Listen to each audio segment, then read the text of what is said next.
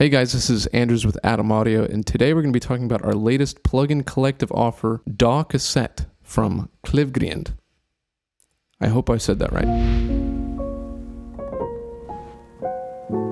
So for the past few months, ADAM Audio has been releasing plugins for current ADAM Audio users. So if you have an ADAM Audio product, make sure to register it under the MyADAM user area. You will not only get a 5-year warranty, but also access to free plugins. So today's plugin is DAW Cassette, and this is a fantastic sounding tape emulation plugin that they've created. So I'll walk through a couple different ways that you can use it on a couple different sources, see if you guys want to use it yourselves. So let's just go ahead and jump into this project here. This is an FL Studios project, but this plugin will work with any DAW within any genre really. So this is going to be a kind of a trap, rap, hip hop kind of beat. And it'd just be a simple way to showcase what this plugin can do. So I have a couple different elements here. I have a piano, I have a sort of flute sound, an 808, and a drum pattern. Super simple stuff, but I'll go ahead and play it really fast without the plugin so you guys can see what it sounds like.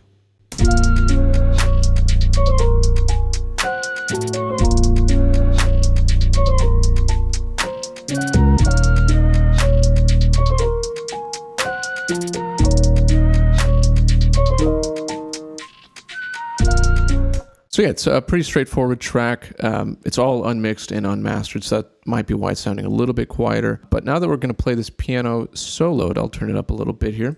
So this is the piano plugin from Labs here, so I'll go ahead and solo this really quick without any plugins on it.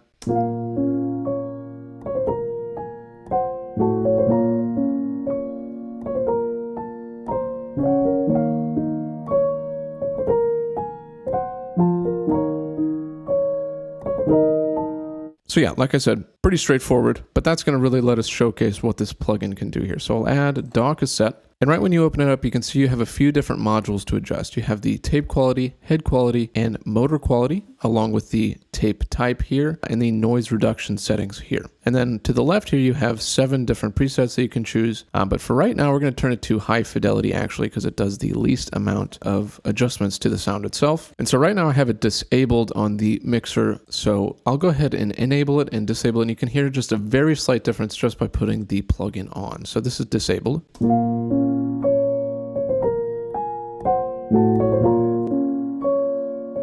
And that's enabled.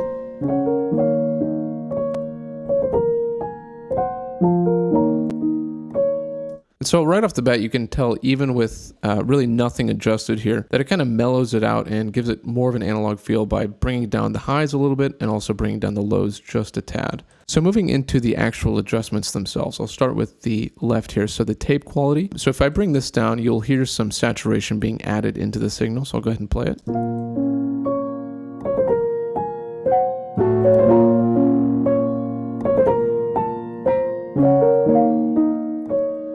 So you can make it very subtle or not subtle at all. And then you have the head quality here, which is going to be a different kind of frequency curve that's emulating the quality of a tape head essentially. So if you had a really bad quality tape head, you lose all of your low end like this.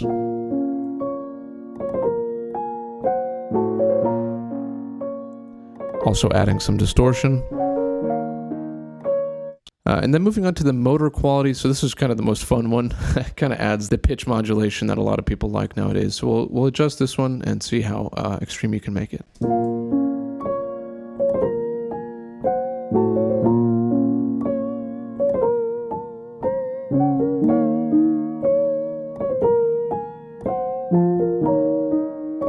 So then moving on to the tape types, you have the normal setting, which is the lowest quality, followed by chrome, which is just middle of the road, and then metal, which is the highest quality tape type. So we'll start just walking through these and you guys can hear a difference between all 3 of them.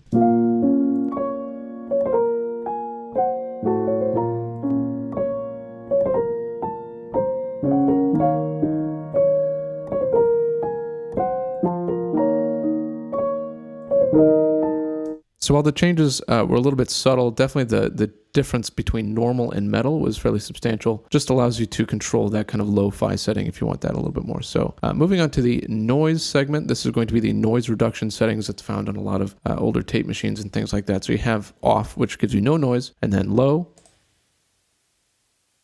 which I don't know if you guys can hear that, but it adds just a subtle touch of noise, and then you have high.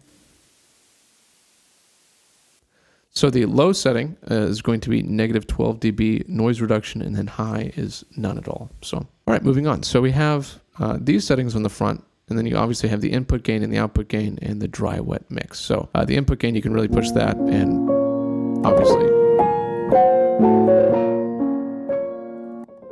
it's another way of adding distortion and compression that tape would add, giving you that character that you might be looking for. And then you can just make it absolutely mangled and then turn down the dry wet mix, which is a great option. So what you might not notice on this plugin is that there are actually more options. So if we go up to this flip button here at the top right, you get basically the back of the cassette, essentially. So you have the bleed knob here, which is essentially crosstalk, which we can go into a little bit later. And then we have noise, and then we have the tape head tilt, as well as 4 bands of EQ here. So this noise parameter here basically allows you to adjust the noise settings on the front here. So if we go to high, you can go extreme with the noise, but you can also change the type of noise. So you can go pink noise or white noise, whatever fits the song the best. We'll turn it off for now. And then you have this EQ setting, pretty basic EQ. You have a few different options: 60 Hertz, 400, 2000, and 7500. You can adjust it up to 12 dB and negative 12 dB. And one of the more interesting parameters on this whole plugin is the tape head tilt, which adds a lot of character to your track. So if we add this to this current piano track, you can kind of hear what it's doing a little bit.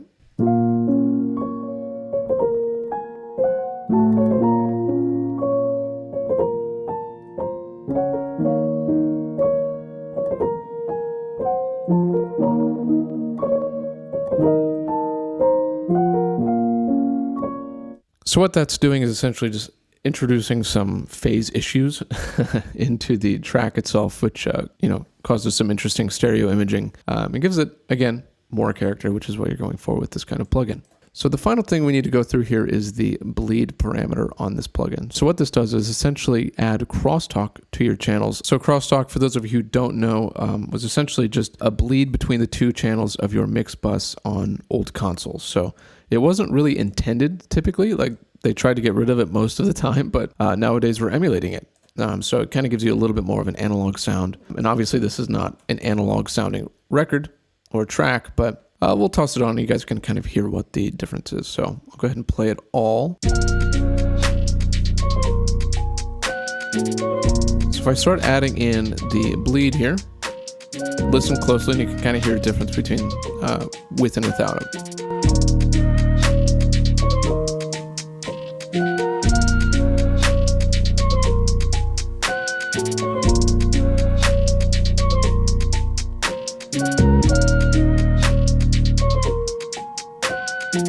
It definitely narrows the stereo image. So I have these percussion elements that are super wide. I've actually widened them quite a bit. But if I go into DAW Cassette and then start to adjust the bleed,